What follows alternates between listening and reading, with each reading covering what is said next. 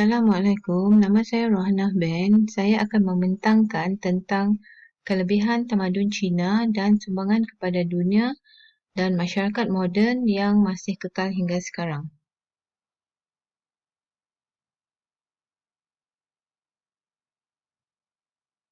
Bermula di Huanghe Utara China dan Zhangjiang di selatan China kira-kira 7,000 tahun dahulu, tamadun Cina merupakan salah satu tamadun tertua selain daripada tamadun Mesir, tamadun Sumeria atau Mesopotamia, tamadun Greek dan tamadun Lembah Indus.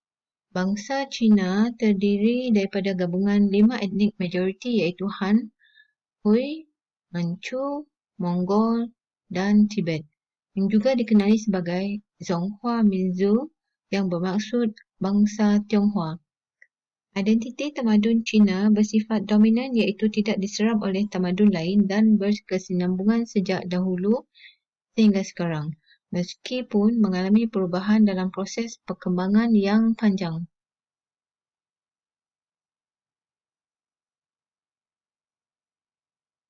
Kelebihan tamadun Cina.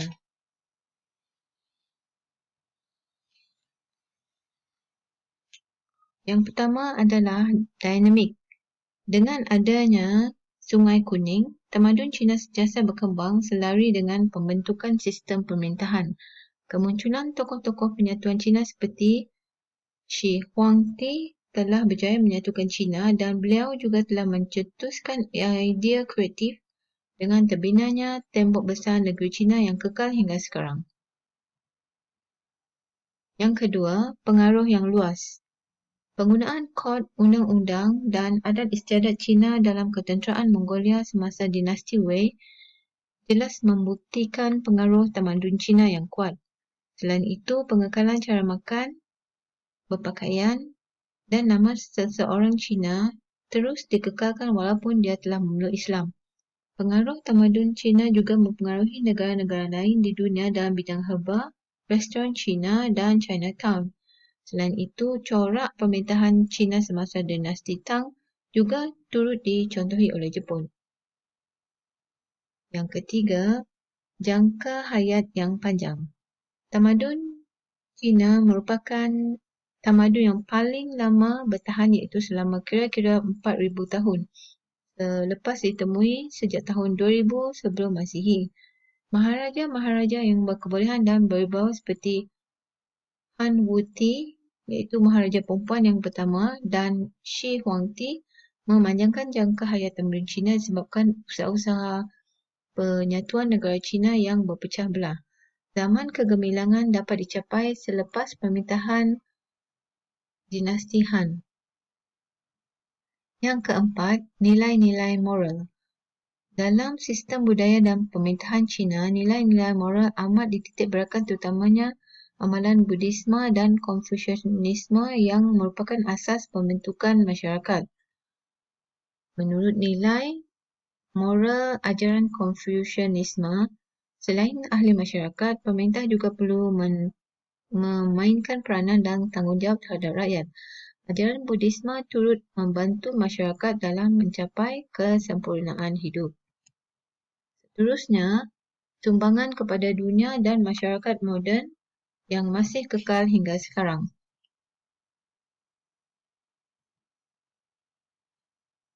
Muzik klasik merupakan sistem muzik yang terawal dan paling berkembang dalam tamadun Cina.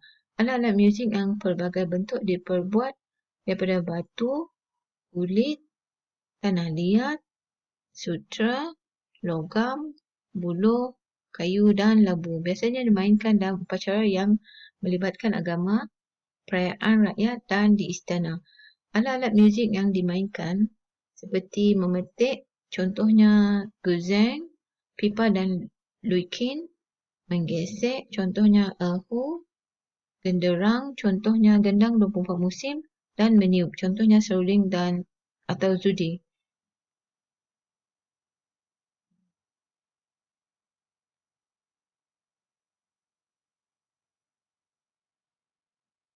Seterusnya ialah kaligrafi.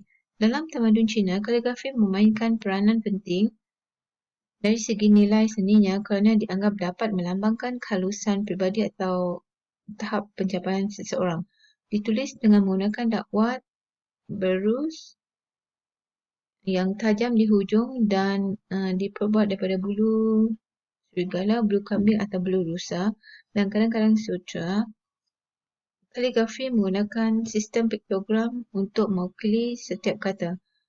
Perkembangan kaligrafi juga telah menghasilkan pelbagai gaya dan teknik kaligrafi yang berbeza iaitu Chuanshu, Lishu, Xiaoshu, Hingshu dan Kaishu. Perkataan Shu yang terdapat di setiap teknik kaligrafi tersebut bermaksud menulis. Kesan kaligrafi dapat dilihat dalam bentuk batu bersurat kuil-kuil, tiang bangunan, papan tanda, rumah-rumah, pintu gerbang dan pintu tembok. Seterusnya, seni lukis. Seni lukis dikatakan mempunyai hubungkait dengan puisi dan kaligrafi. Seni lukis tradisional Cina terbagi kepada dua kategori iaitu Gongbi dan Ziyi. Format yang digunakan adalah dalam bentuk scroll yang berlainan panjang yang digantung secara melintang atau menegak, hasil kombinasi seni, kaligrafi, puisi dan seni ukur cap. Seterusnya, kesusasteraan. Puisi Cina berhubung rapat dengan muzik bersifat singkat, padat dan lebih deskriptif yang mempunyai fungsi politik dan sosial. Prosa klasik atau Guwen adalah dominan dalam sastra klasik Cina, mempunyai fungsi politik dan sosial, dibahagikan kepada prosa berirama, puisi bersifat prosa, rapsodi dan prosa bercampur puisi. Drama Cina berkembang lebih lambat disebabkan oleh penaklukan dinasti Yuan dan drama Cina yang bertujuan untuk menggalakkan kelakuan baik dan memberi amaran terhadap perbuatan jahat adalah lebih menekankan nilai etika berbanding dengan nilai agama. Drama Cina yang menarik adalah jenis zaju yang berbentuk puisi dan digubah mengikut rentak muzik tertentu. Perkembangan drama melahirkan opera Cina.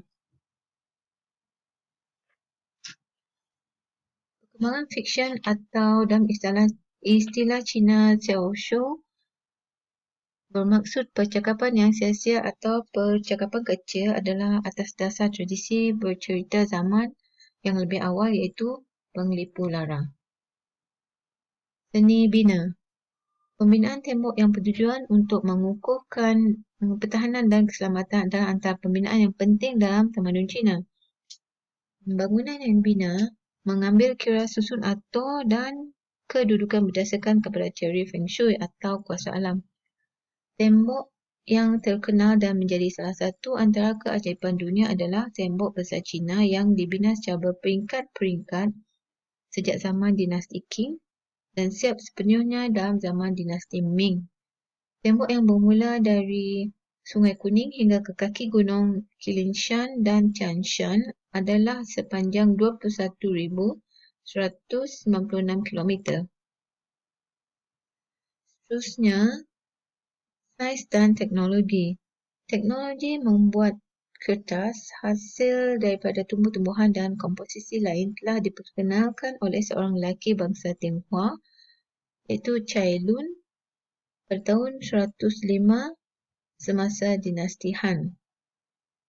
Teknologi percetakan telah bermula semasa pemerintahan dinasti Tang di mana percetakan terawal adalah menggunakan dakwat pada kayu yang diukir dan dicetak di atas tekstil dan kemudian di atas kertas. Buku terawal dicetak pada 11 Mei 868 iaitu buku Jingang Jing, The Diamond Sutra.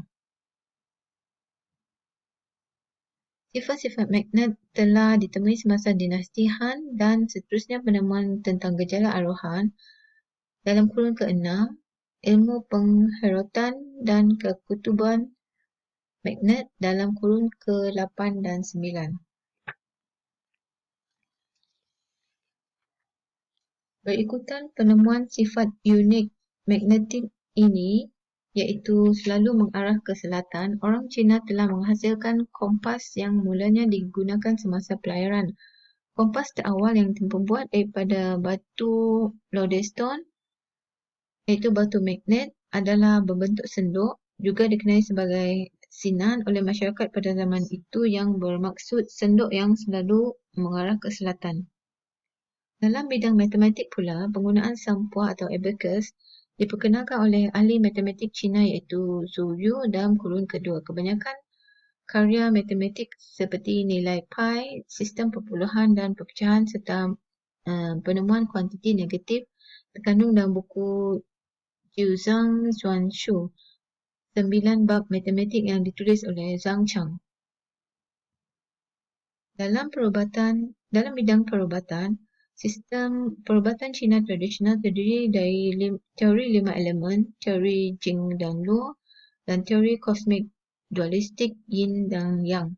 Menurut teori 5 elemen, tubuh manusia yang terdiri dari organ dalaman dan luaran adalah berpadanan dengan 5 elemen dalam alam semesta, iaitu tanah, api, air, logam dan kayu. Teori Jing dan Luo berpendapat bahawa tangan, kaki dan organ dalaman dihubungkan oleh darah dan qi, dan gangguan pada sistem ini menjadikan seseorang menjadi tidak sihat. Teori ini adalah asas kepada rawatan terapeutik seperti acupuncture dan moxibustion. Seterusnya, penghasilan bahan letupan. Penemuan bahan letupan berlaku pada tahun 1044 apabila ahli-ahli kimia Davis mencampurkan serbuk kalium nitrate dengan karbon dan sulfur. Pada mulanya, campuran bahan-bahan tersebut digunakan dalam penghasilan mercun, tetapi kemudiannya digunakan dalam bidang inovasi militeri seperti granat asas yang digunakan oleh tentera Tang. Apabila serbuk asas letupan tersebut disatukan dengan pelbagai logam, letupan tercetus dan menghasilkan warna terang dan ciptaan mercun dan bunga api bermula. Saya memilih tamadun Cina kerana keunikan ciptaan semasa tamadun Cina yang mempunyai keistimewaan tersendiri dan sumbangannya masih diguna pakai hingga ke hari ini. Sekian, terima kasih.